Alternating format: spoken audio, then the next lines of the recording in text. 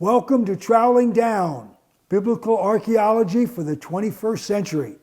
I'm Gary Byers. We have our resident rock star, Dr. Stephen Collins, and we are in the TSU Museum of Archaeology and Biblical History.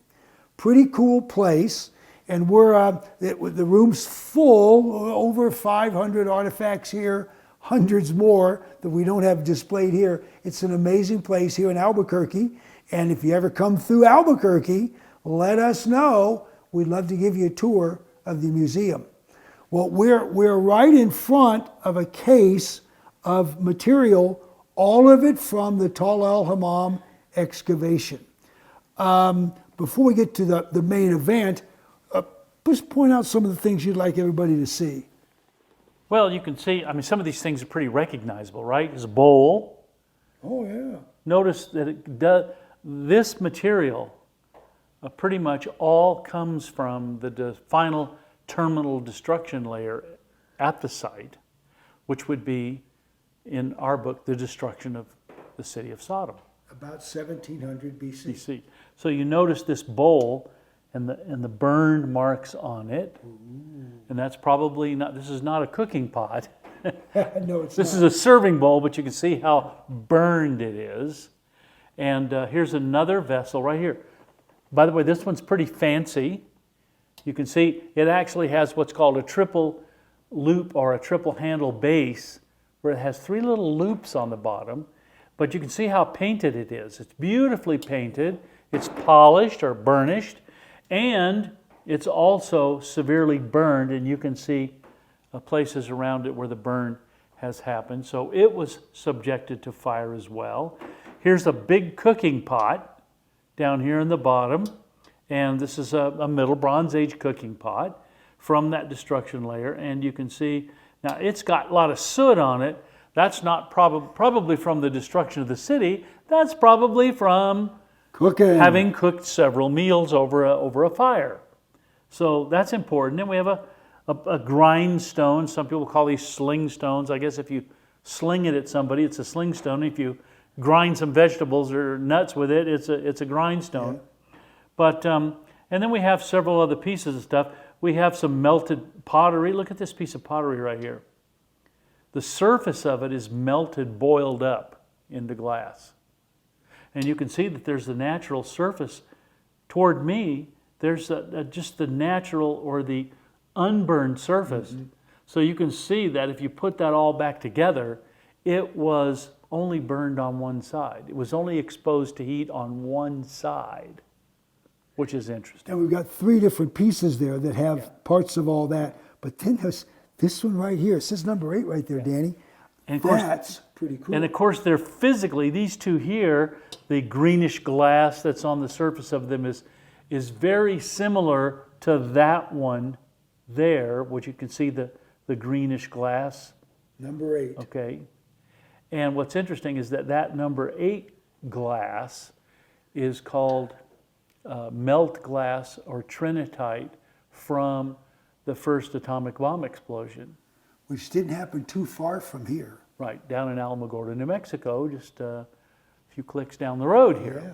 So anyway, the reason we have that there and this here is because we now know, through the analysis of many, many scientists who've examined this and put it through a lot of tests, that the physical event that produced this is the same kind of heat level that produced this. So this is thousands and thousands of degrees to produce this atomic explosion produced glass, which is very similar to this. It has the same properties as some of these melted potsherds that we're finding on our site. Anyway, we'll do another little podcast on that one. Yes, that's important stuff. But that's kind of what's in the case here with that. But this is all from the destruction of the city of Sodom. But there's one by the way, here's some grain. Can you see it? Those are not mouse droppings. Yeah, that's barley. It's carbonized barley here from there. And look at this. This is a salt grain, this white looking thing. This is salt crystal. This is actually anhydride Dead Sea salt, but it didn't come from the Dead Sea. It came from Tal al-Hammam, from the destruction layer. And we have lots of evidence that the area took on a lot of salt. Probably from the Dead Sea. From the Dead Sea, but how did it get from the Dead Sea to where the city is? About 8 miles in length and distance. And that has something to do with this explosive event, cosmic event that took place that destroyed the city about 3,700 years ago. So anyway, but so these are some just everyday living items from the city, but this is the one we're kind of interested in, and this is really, really special. So we have a jar here. Inside this big storage jar, I see a little juglet there. And then... And the jar is smashed. Yes, yes. We put it back together. Best we could. Best we could. And we still have there's some of it we couldn't get in the case. So we still have it, but it just, if we put the whole thing together, it wouldn't fit. So we put it in here as best we could. So you can see the rim. Here's the base of it down under here. So we can see the rim, the neck, and the shoulder. But inside the jar is what's interesting. Inside the jar, we have a little juglet, piriform juglet, not unlike this one up here. This one doesn't have the neck and the handle. This one does. And so here we have the rim, the neck, the handle, and so a little jar. Now, why is that jar, little juglet, inside the bigger jar?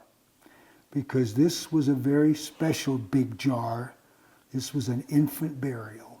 This is an infant burial. Now, the bones of the infant are right in the center. You see the bones right there. And then right below that, we have carbonized probably olive branch. And that must have been, this was inside, with the little piriform juglet. Now, what was in the juglet, we don't know.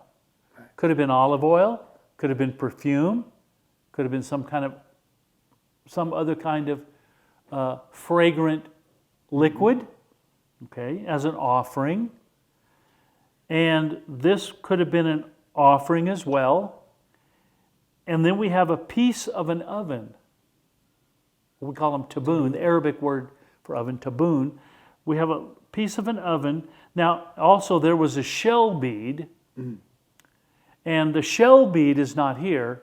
It has gone to Santa Fe Labs, New Mexico Scientific Labs up in Santa Fe for some off-gas radiocarbon analysis. And but anyway, which, by the way, does not destroy the bead, which is why we did it for that particular thing. Yeah.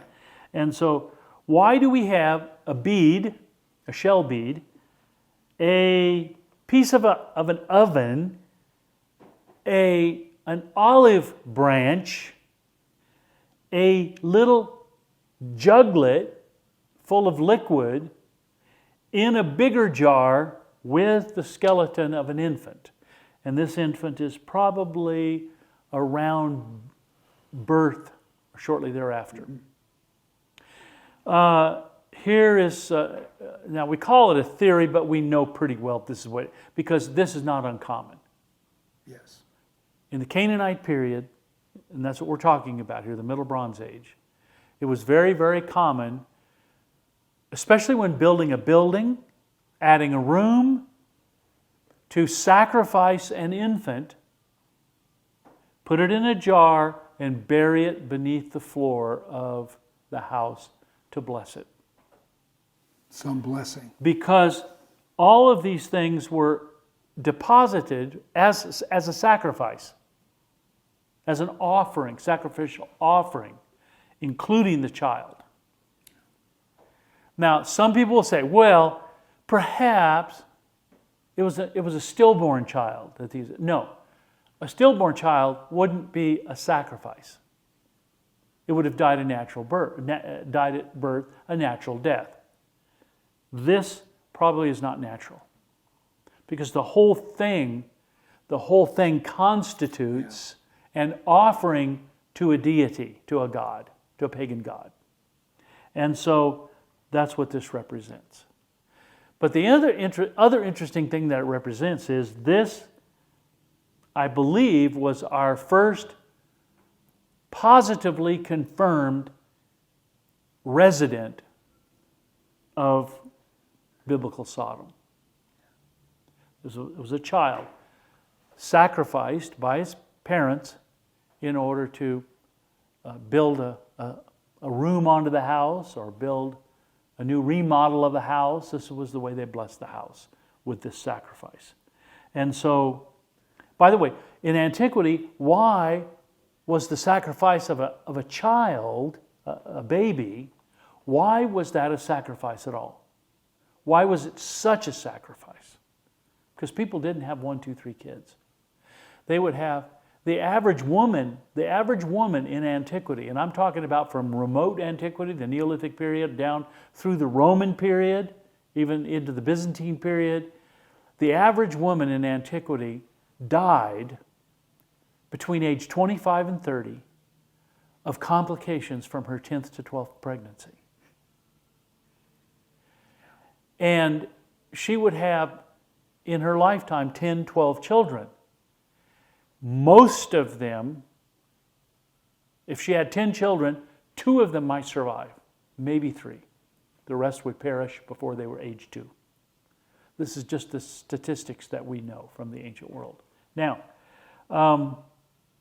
that makes the sacrifice of a living child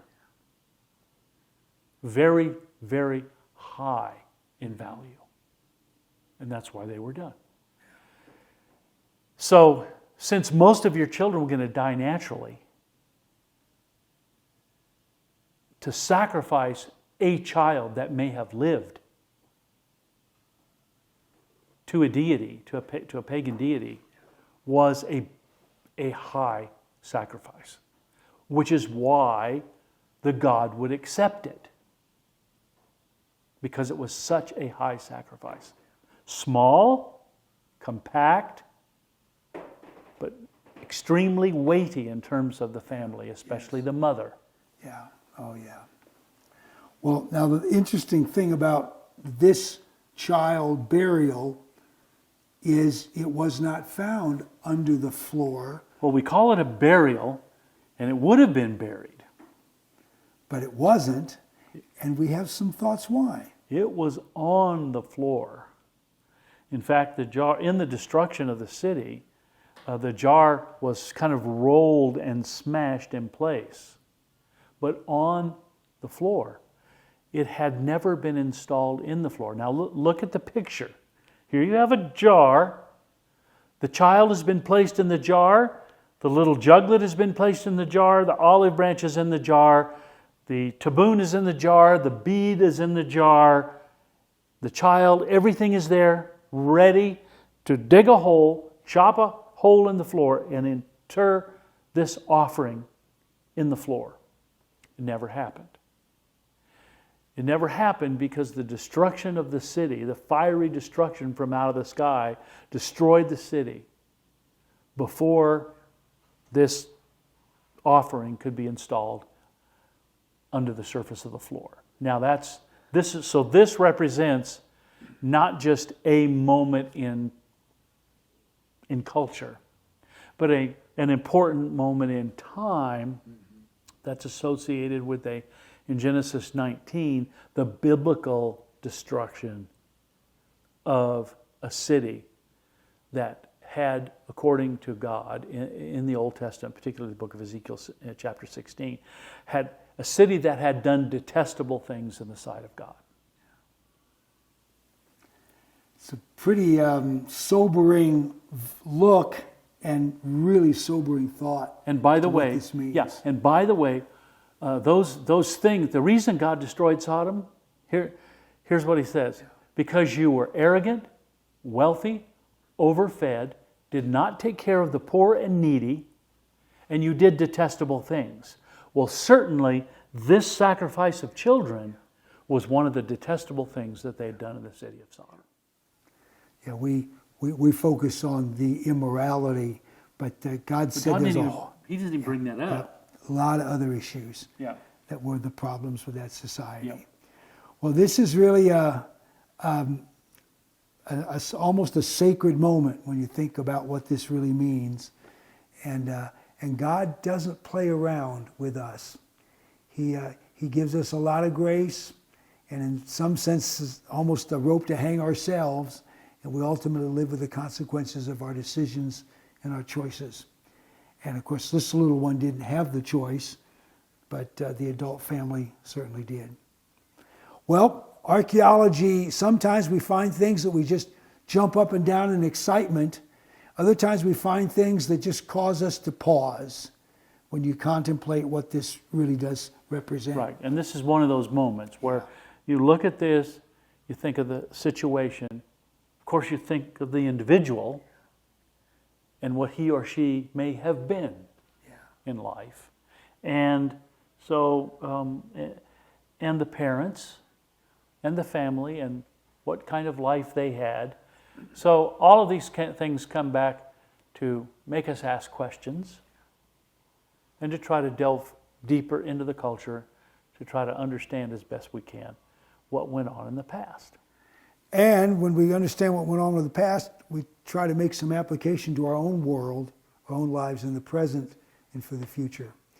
And so that's one of the parts of archaeology. We love history, but we should be able to take what we know from history and use it and learn in our lives.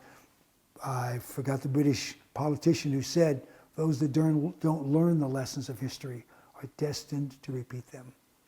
And we certainly don't want to repeat this. No, that kind of behavior is not what we want to see in our lives, in our families, in our world.